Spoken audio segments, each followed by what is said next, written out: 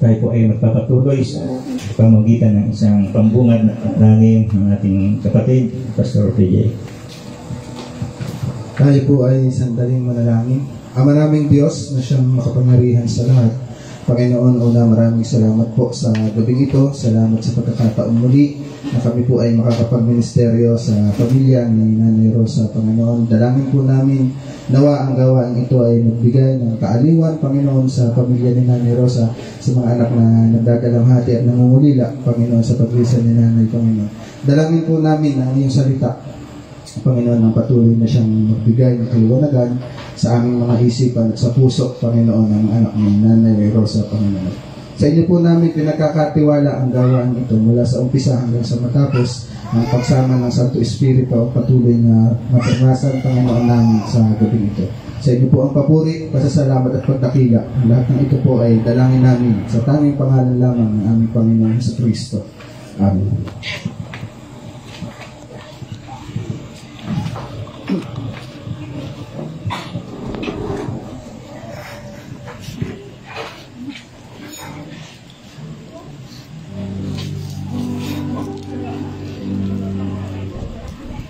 Tayo po ay linawma sa Panginoon.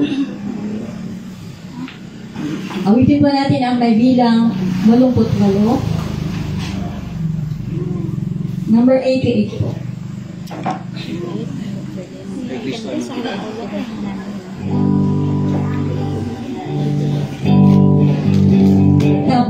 Ano man yung sa ating mga buhay, patuloy tayong magtiwala sa Panginoon.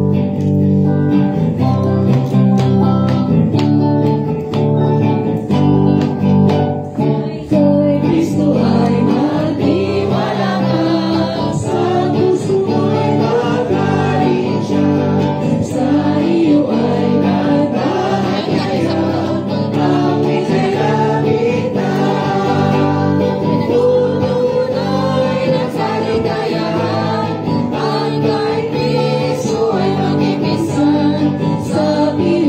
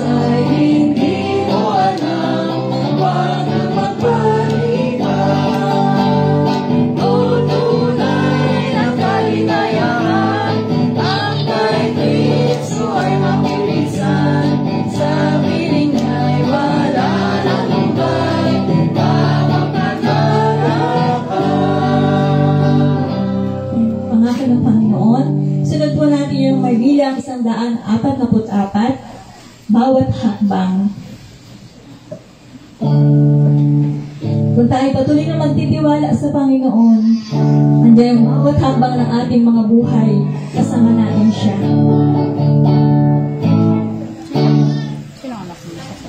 Nakita na po, umitin po natin, si Kristo ang kasama ng patnubay, bawat hakbang, bawat araw. Malapit na sa likod, bawat hakbang.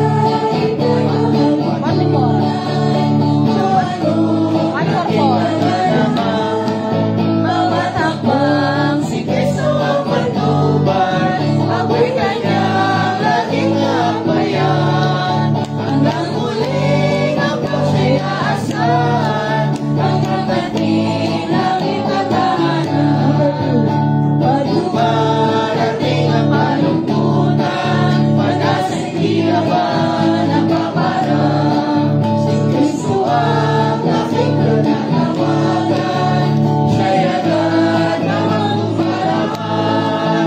Bawat hakbang, si Kristo ang patnubay, ako'y kanyang laging abayan. Hanggang muling ako siya'y aasahan, hanggang langit at tahanan. Kahit ano ang dumating sa buhay, kay Kristo lang ako mananahan. Pagkat siya ang lahat katotohanan, dapat tungo sa kalangitan. Bawat hakbang, si Kristo ang patnubay, ako'y kanyang laging aakbayan. Hanggang muling ako siya'y aasahan, hanggang langit. Ulitin mo natin number 3. Kahit ano ang dumating sa buhay, kay Kristo lang ako mananahan. Pagkat siya ang lahat katotohanan, dapat tungo sa kalangitan. Bawat hakbang, si Kristo ang patnubay, ako'y kanyang laging aakbayan. Hanggang muling ako siya'y aasahan, hanggang langit at tahanan.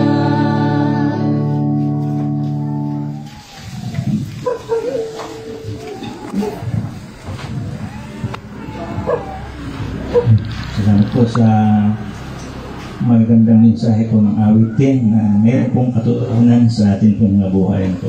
Kaya may pong gabing ito ay muli po nating ihanda ang ating sarili, ang ating mga puso para ay makinig ng salita ng Panginoon na ito po ang napakahalagang bagay sa ating buhay na dapat po nating hindi palampasin, dapat po natin itong pakinggan at ating pong sa buhay sapagkat ito po ay malaking bahagi, sabi ko na ito po ay nagbibigay lakas sa ating mga nanghihina. Ano po? Kaya ngayon pong gabing ito, ang salita po ng Panginoon ay dadalhin sa atin ng isa sa mga apo ng Nanay Rosa na pong iba, si Pastor Ryan Right. Palya. Palya. Dwight Palya. Yan ka na.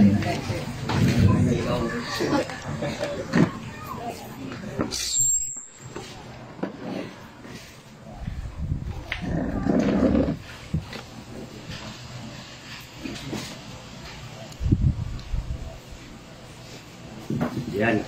Isang pinagpalang gabi po, sa bawat isa po sa atin. Hayaan niyo pong gamitin ko yung aking kodigo, may kodigo ako eh. So, mula po sa aming pamilya, sa Pamilya Palya po, at ang Evangel Family Church ay taus-pusong nakikiramay po, sa buong pamilya po ng Nanay Rosa. Kasama ko po ngayon ang aking ama. Siyempre na sumusuporta upang makapagbigay aliw po sa mga naiwang pamilya ng Nanay Rosa. Bago po tayo magpatuloy, gusto ko lang pong konting mag-share sa maikling pagsasama po namin ni Nanay Rosa, simula nung ikasal kami ni Mrs. noong taong 2014. Tuwing kami pumupunta dito sa Sampaguita na uwi kina inay, ay pag hindi ko nakikita si Nanay Rosa, ako ay pumupunta dito. Ano po? Kasi malimit, pag nandun kami, mamaya magugulat na lamang ako, nandiyan na si Nanay Rosa. Umuulan man yan, wala, hindi lang yung ulan, nakapayong yan, kahit maputik, madulas, talagang namamasyal si Nanay Rosa. At ang naging banding po namin ng Nanay Rosa ay biruan. Sa tuwing po kami magkikita ng Nanay Rosa at magkwekwentuhan, puro pinagkwekwentuhan po namin ay biruan. Ano po? Yun po yung isa sa mamimiss ko kay Nanay Rosa sa tuwing ako pumupunta dito, bibiruin niya ako, magbibiruan kami. Yun lang po. Hanggang sa bago siya tuluyang talagang manghina, ano po, natapos yung aming pagsasama sa pagbibiruan. Ano po, yun talaga yung mamimiss ko sa kanya. Sa tuwing siya ay umiikot, sabi ko, pasana naman ka po kay Nanay Rosa, walang nagiinom. Tumago na sila o kaya wag na kayong mamasyal, wala kayong makikitang mag-inom. Ako na lang ang samahan nyo at dalawa tayong mag-iinom. Ano po, yun po yung mga biruan namin. So, sa atin pong buhay, ano po, talagang dumarating ang kamatayan. Ang sabi nga po nung nauna nating tagapagsalita, nung gabi ng Friday, hindi natin maiiwasan. Kahit sabihin mong ikaw ay bata pa, malakas, ang kamatayan ay kusang darating sa buhay ng bawat isa. Wala exempted. Whether sabihin mong mayaman ka o katamtaman lang ang iyong pamumuhay, lahat tayo ay makakaranas ng kamatayan. Bakit po? Ang sabi nga sa Hebreo chapter 9 verse 27, nakatakda na sa isang tao ang mamatay at ang pagkatapos po nun ay ang paghuhukom. Darating po yung time na tayo, bawat isa po sa atin ay lilisan din sa mundong ito, at darating yung time na bawat isa sa atin magsusulit, haharap sa ating Panginoong Diyos na ating pinaglilingkuran. Ang sabi po nung kami ay pumunta sa Baguio, unang destino ko po taong 2013, ang sabi ng isang tao, bakit kaya... Yan, pagpapala po yan. Nasabi po bakit kaya nagkakaroon pa ng isang gawain sa isang patay? Ang sabi po, hindi naman na maririnig yan dahil patay na. Pero ang katotohanan po, makikita natin sa isang banda, may naidudulot na isang magandang bagay ang isang kamatayan para makapakinig ng salita ang mga taong nabubuhay pa. Hello? Diba po? Salamat sa ating Panginoong Diyos, binigyan tayo ng pagpapala. Inulan tayo. So, ngayong umaga po ay kumuha po ako ng isang maikling verse na kung saan ay sinulat po ni Apostol Pablo sa aklat po ng Pilipos, chapter 1, verse 21, na kung saan po ay alam na po ng bawat isa sa atin. Nasabi po doon, ang mamuhay kay Kristo, ang mamatay ay pakinabang. Kaya po ngayong gabi, gusto ko pong ibahagi ang title na kung saan, ang sabi po dito, pakinabang ng kamatayan sa isang tao. Ano po? Paano po magkakaroon ng pakinabang ang kamatayan sa isang tao? May kinuha po ang tatlong bagay lamang po, sa Philippians chapter 1, verse 21. Tatlong bagay lang po ang gusto kong ibahagi ngayong gabing ito. Huwag po kayong mag-alala. Ang lingkod niyo po ay hindi masyadong mahaba magsalita. Kasi hindi po ako sanay magsalita Ano po? So, and salamat kay Pastor Tim. Binigyan niya ako ng slot. Ano po? Kasi nung nag-meeting kami dyan nung Friday yata, nasabi po ni Pastor Tim ay, sige, pagbigyan na natin yung mga bata na sila magbahagi. Kaya, Pastor Tim, salamat. So, diretso po tayo, ano po.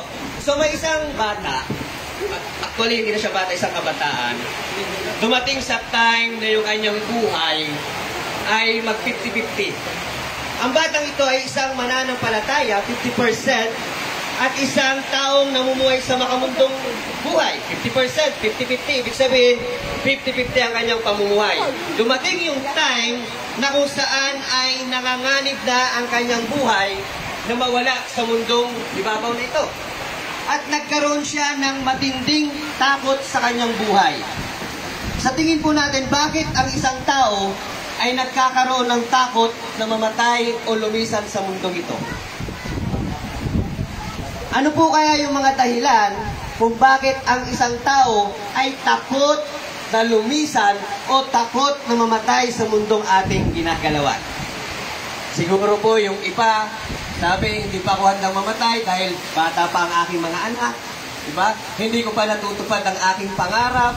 Pag namatay ako, ang ganda ng aking asawa, may mangligaw na iba. Diba po? Yung iba naman, bilang isang mananampalataya, kahit mananampalataya na pag tinanong mo, kapatid, kung kukunin na ng Diyos ang iyong buhay, handa ka na ba? Take note po isang mananampalataya, tinanong, kung kukunin na ng Diyos ang iyong buhay ngayong gabing ito, handa ka bang ibigay? Nagkaroon ng doubt yung mananampalataya. Nagkaroon siya ng agam-agam. Teka lang, parang hindi pa ako handa. Bakit? Kasi ang aking buhay, 50-50. Naglalaro. Kung saan ang agos, doon ako. At ang batang pong ito ay naka-experience ng takot sa kanyang buhay. Kasi alam niya sa kanyang buhay na pag dumating ang kamatayan sa kanya, tiyak na kapahamakan ang kasunod na mararanasan niya. Kaya ang ginawa ng kabataang ito, umuwi siya sa kanyang probinsya. At pag-uwi niya sa kanyang probinsya, tumawag siya sa ating Panginoon. At pagkatapos, dininig niya ang tawag ng Panginoon, siya po'y naglingkod sa ating Panginoon. At ang kabataang ito ay nabigyan ng pangalawang pagkakataon ng buhay upang ipagpatuloy ang tawag ng Panginoon sa kanyang buhay. At ang batang po ito, ang kabataan po ito, walang iba kundi ang inyong lingkod. Ano po, bawat isa po sa atin may mga experience. Maganda, hindi man maganda, pero pag tinawag ka ng Diyos, pinili ka ng Diyos, kahit anong gawa mong takas, tapo, dadalhin at dadalhin ka pa rin ng Diyos kung saan kanya tinawag. Kaya po, ngayong gabi, mga kapatid, mga magulang, ate, kuya, magpasalamat ka sa Diyos kasi narito ka. Narito ka ngayong gabi. Ginamit ang Nanay Rosa para ang bawat isa sa atin muli ma-remind ng salita ng Diyos na ikaw ay hindi habang buhay mabubuhay sa mundong ito. At muli ipaalaala ng Diyos ang layunin ng bawat isa sa atin kung bakit tayo nabubuhay sa mundong ibabaw. Kalimitan po, ang sabi po ng mga tao, nakatatak na po sa kanilang mindset, pag dumating ang kamatayan, wala na. Tapos na ang lahat. Pag dumating ang kamatayan sa kanilang buhay, sa mahal nila sa buhay, relatives man yan, kaibigan, wala na. Death is nothing but losing. Pero ang sabi po ni Apostol Pablo, pag ikaw ay naglilingkod ng tapat at totoo, mamatay ka man o mawala ka sa mundong ito, hindi ka matatakot. Why? Alam mo kung saan ka patutungo. May isang tao naglalakbay. Ano po? Sa kanyang paglalakbay, maraming mga bagay ang kanyang naranasan sa kanyang buhay. Maraming daan ang kanyang tinaha. At sa kanyang paglalakbay, iba't ibang experience ang kanyang naranasan. At sa kanyang paglalakbay po, doon niya napagtanto-tanto na hindi ito ang purpose ng Diyos sa kanyang buhay. Ang purpose ng Diyos sa kanyang buhay, maglingkod para sa Kanya. Ang buhay po natin sa mundong ito, ikaw at ako'y tinawag niya para maglingkod. Tama po ba? Hello? Ikaw at ako, anumang antas mo, katayuan sa buhay, hindi po tinitingnan ng Diyos yun. Nung ginamit po si Apostol Pablo ng ating Panginoon, ano po ang kanyang dating buhay? Inuusig niya ang bawat mananampalataya, pinapahirapan, pinapatay, pero hindi tiningnan ng Diyos yun. Kita po natin, ginamit siya mightily ng ating Panginoon. Ano po? Nung dumating po ang kamatayan, ano po, makwento ko lang po muna saglit, bago po tayo. Tatlong bagay lang naman po ang gusto ko ibahagi ngayong ngayong gabi. Nung dumating po yung kamatayan sa una naming baby, ano po, doon ko naranasan yung pain, yung sobrang sakit talaga.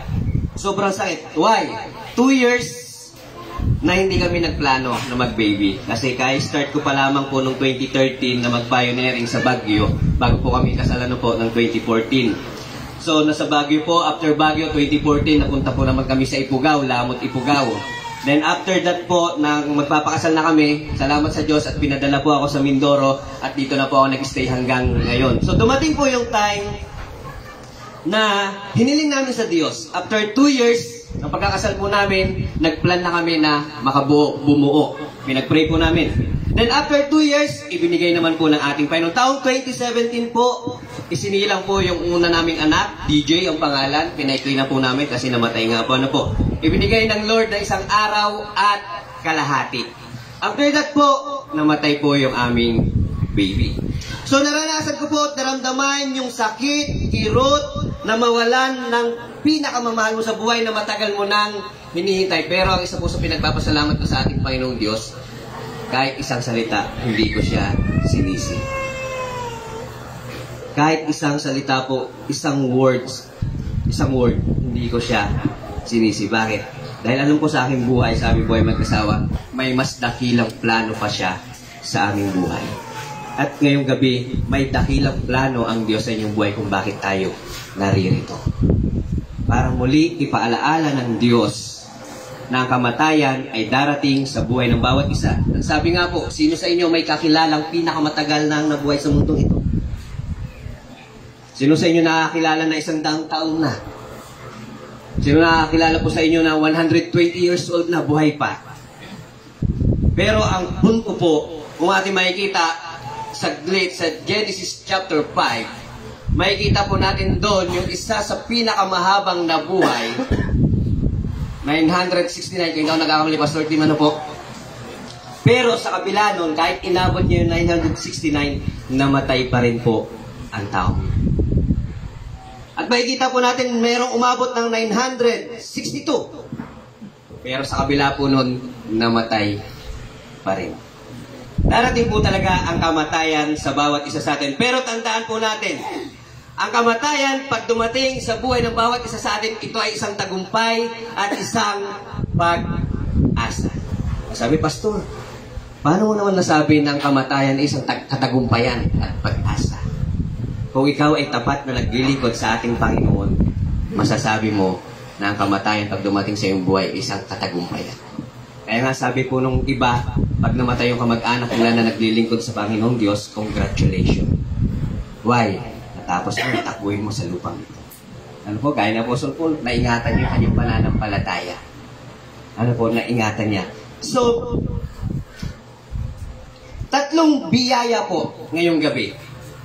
3 biyaya na dala ng kamatayan pag dumating sa buhay ng bawat mananampalataya. Ano po, pinag-usapan po dito yung buhay ng isang mananampalataya. Na kung saan po makakapag-encourage sa bawat isa sa atin na magbalik tanaw. Why?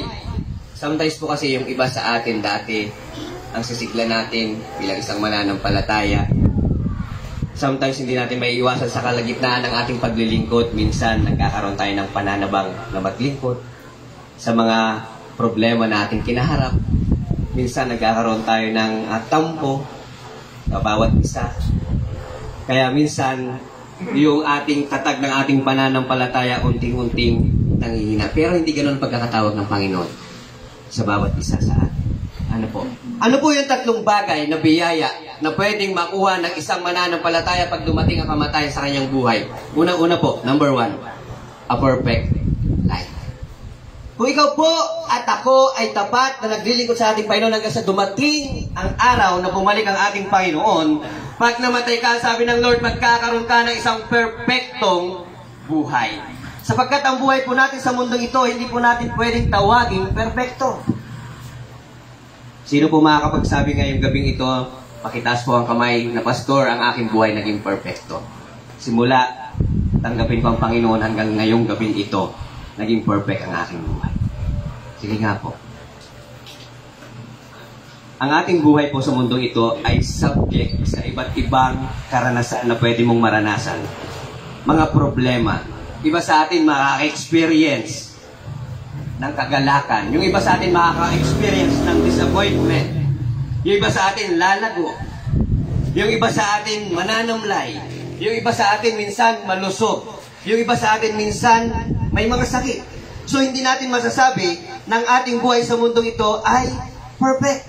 Ang sabi nga po sa Revelations chapter 21 verse 4, Kung ating pong babasahin, ano po?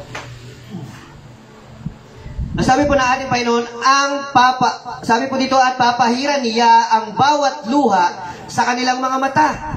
Wala ng kamatayan, dalamhati, pagtatangis, at paghihirap sapagkat lumipas na ang dating mga bagay. Kaya nga po isang katagumpayan na pag dumating yung araw na tayo'y mawala na sa mundong ito, magkakaroon tayo ng perpektong pamumuhay kasama ang ating Panginoon. So sinasabi po dito na ang kamatayan, pag dumako sa ating buhay sa mundo ito ay tinatawag pong imperfect. Kasi hindi nga po perfect. Pero pag dumating yung time na kunin ka na ng Diyos, na pagtagumpayan mo yung iyong laban sa mundong ito, na ingatan mo yung pananampalataya mo, kagaya ng Apostol Pablo, magkakaroon tayo ng perfectong pamumuhay. Hello? Sino po ang may ayaw ng perfectong pamumuhay? Lahat tayo gusto natin maging perfect ang ating pamumuhay. Perfect ang ating pagsasama kasama ang ating mga mahal sa buhay. Perfect ang ating pagsasama kasama ang mga anak, mga apo. Yung bang walang nag-aaway. Mangyayari lamang po yun pagdating ng araw na makapiling mo na ang Diyos. At mangyayari lang yun kung tayo'y magpapatuloy na maglilingkod sa ating Panginoong Diyos. Kung may perfect na pamumuhay, pagdating ng araw, syempre hindi po mawawala yung perfectong tahanan. Bakit po hindi perfecto ang tahanan natin sa mundong ito? Sige nga po, sino makakapagsabi na sa kanilang tahanan hindi nagkaroon ng pag-aaway-away? Hindi nag-away ang mag-asawa. Hindi nag-away ang ama, anak, ina, at anak. Lahat po tayo nakakaranas ng pagtatalo-talo. Kaya pagdating ng araw, ikaw at ako magkakaroon ng perpektong tahanan sa piling ng ating Panginoong Diyos. Bakit hindi po natin pwedeng sabihin perpekto ang ating tahanan sa mundong ito? Kita po natin sa mga bansa, nag-aaway-away. Doon na nga lamang po sa sarili nating pamilya, minsan hindi maiwasan talagang mag-away-away. Kasi normal lamang po yun dahil hindi perpekto ang ating tahanan. Pero kung gusto mong maranasan na magkaroon ng perpektong tahanan, mararanasan mo lang yan sa piling ng Diyos. Kaya nga po, ang ganda ng kanta kanina, po. Sa piling lamang ni Kristo, mararanasan ang tunay na kagalakan. Kaya nga sabi ni Apostol Pablo, kahit mamatay siya, magagalak siya, matutuwa pa rin siya. Kasi ang kapurihan nun ay para sa ating Panginoon. Nagawa niya yung tungkulin niya. Nagawa niya yung pinagagawa ng Diyos sa kanyang buhay habang siya'y nabubuhay. So ang ating mundo ay punong-puno ng troubles, chaos, evil, destruction. Kaya hindi po natin pwedeng sabihin na ang ating tahanan ay perfecto. At kung gusto po natin makaranas ng perfectong pamumuhay, perfectong tahanan, ikaw at ako, sa gabing ito, sumunod sa ating Panginoon. Kung ang ating buhay, tumalikod tayo sa ating Panginoon, ito yung time, ito yung oras na muli ibalik mo ang iyong buhay sa paglilingkod sa ating Panginoon. Why? Ang sabi po kasi doon, hindi natin alam kung buhay pa tayo bukas. Sabi po sa kanta, walang nakakaalam ng mangyayari sa araw ng bukas. Kaya, yung pagkakataon na marinig ang salita ng Diyos na siyang magpapaalala sa iyo, huwag nating inis. Manumbalik tayo sa paglilingkod sa ating Panginoon. Hindi po ba napakasarap sa piling na makita mo yung kapwa mo, pamilya, kaibigan, sama-sama na naglilingkod sa ating Panginoon? Although sabi nga po, may free will tayo. Ikaw at ako binigyan ng Lord ng free will. Nagamitin yan. Bahala ka. Pero tandaan natin, in every time na pipili tayo, may kaampat na reward yan. Hello? May reward yan. Kung pipiliin mong lumayo sa Diyos, 100%, mga nanay, ate, kuya, hindi magiging maganda ang ating pamumuhay. Ay sabi nung isa, ay bakit ako, pastor, sumusunod naman ako sa ating Panginoong Diyos, pero bakit ganito pa rin ang pamumuhay ko? Hirap na hirap pa rin ako. Sinusunod ko naman, uma-attend ako ng Sunday service, uma-attend ako ng prayer meeting, Bible study, pero, pastor, bakit ganito pa rin? Kalo ko ba, sabi ng Lord, pagiginhawain ka niya. Pararanasan ka niya na guminhawa ang iyong buhay. Yes, 100% hindi nagsisinungaling ang ating Panginoon. Pero hindi ganun yung ating buhay. Ano po? Hindi ganun yung pagkakalilok sa ating buhay bilang isang mananampalataya. Ikaw at ako makakaranas ng ganitong bagay, problema, pagsubok, nang sa ganun, pagdating ng araw na ma-overcome mo yun, mapapalitan naman yan ng walang hanggang kagalakan sa piling ng ating Panginoon. Gusto nyo na po ba makaranas ng perpektong buhay at perpektong tahanan? Hello? Nandiyan pa po ba kayo? Sino po dito pakitaas po yung gusto na magkaroon ng perpektong buhay at perpektong tahanan? Sige po, huwag kayong mahiya. Itaas natin yung ating kamay. Parang wala. Wala pong may gusto. Diba? Akala ko, sabi natin, Pastor, gusto ko magkaroon ng perpektong buhay at tahanan. Pero pinatataas tayo ng Lord, ayaw natin. Bakit? Siyempre, hindi pa natin, ano po? Hindi pa yung oras natin, ano? May mga pinagagawa pa ang Lord sa ating buhay, ano po? So, lastly po, sabi ko po sa inyo, madali, mas marami pa yung kwento, ano?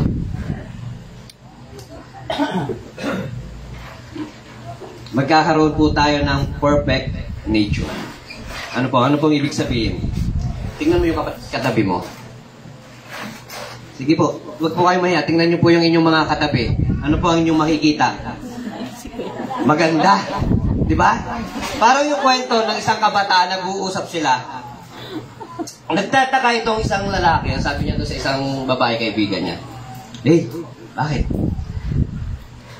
May problema ba sa akin? O bakit? Bakit mo naman natanong? Sa tagal ko ng binata, ang dami ko ng naligawan, wala pa rin magka-gusto-gusto sa akin. Wala pa rin tumatanggap sa akin. May mali ba sa akin? Ano kayo mukha ko?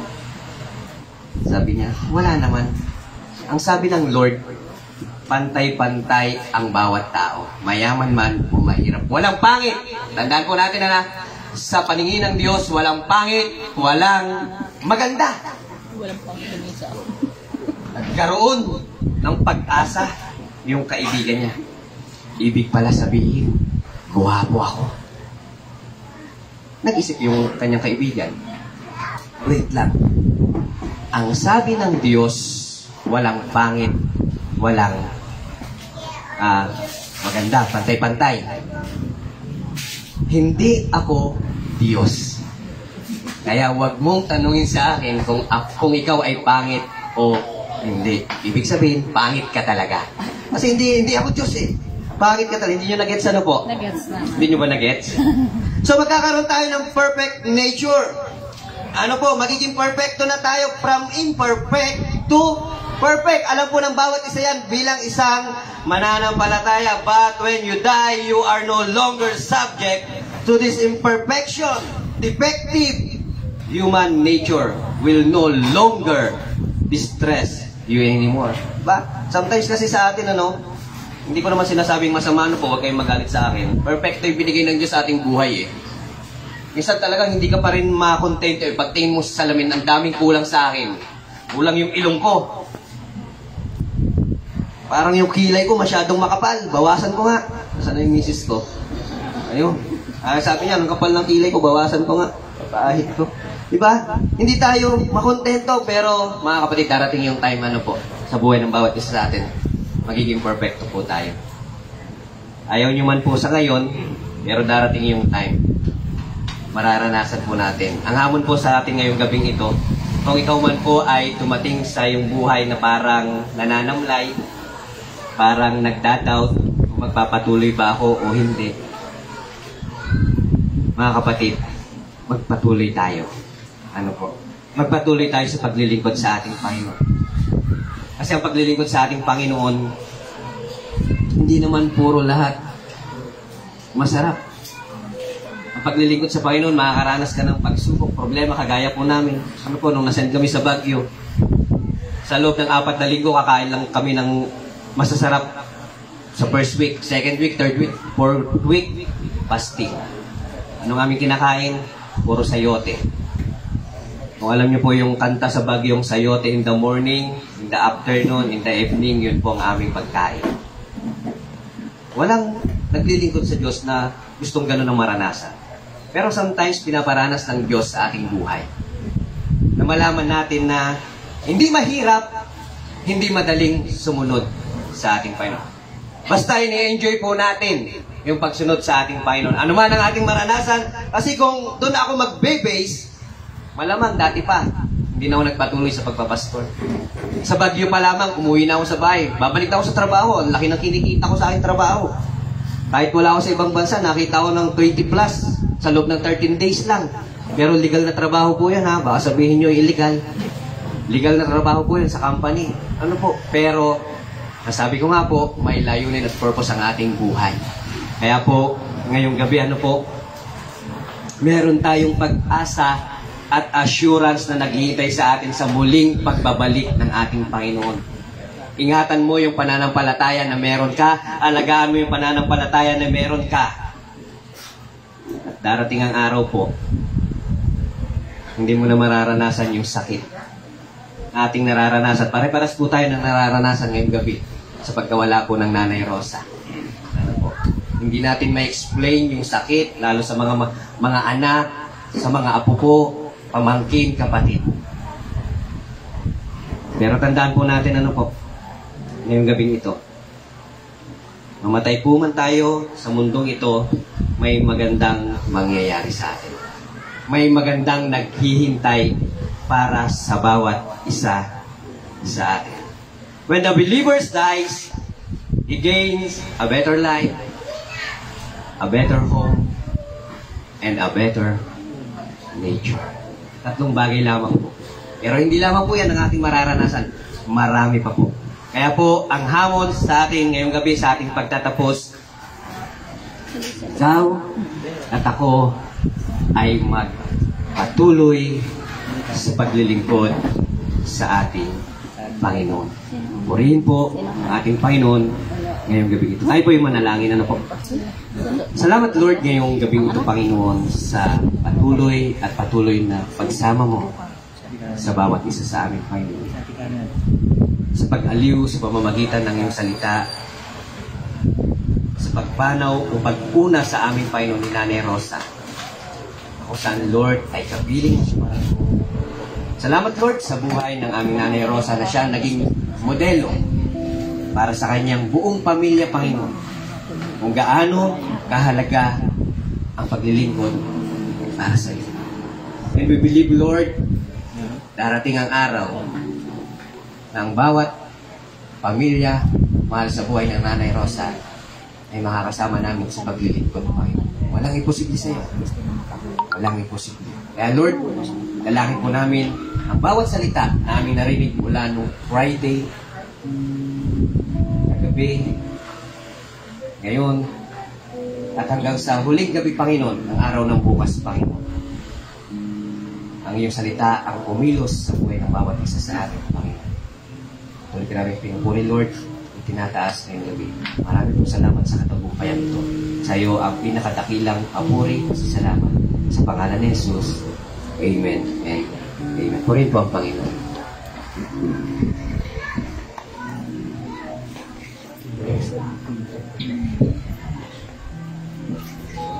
Salamat, Pastor. Right. Salamat po sa mensahe ng salita ng Panginoon na narinig po natin. Alam po po na ang salita ng Diyos ay mapangyarihan. Sabi nga ay siya ay matalas na parang magkabilay talim, ano po, na tumatagos sa kaibuturan ng ating mga puso, ng mga buto po. Ibig sabihin,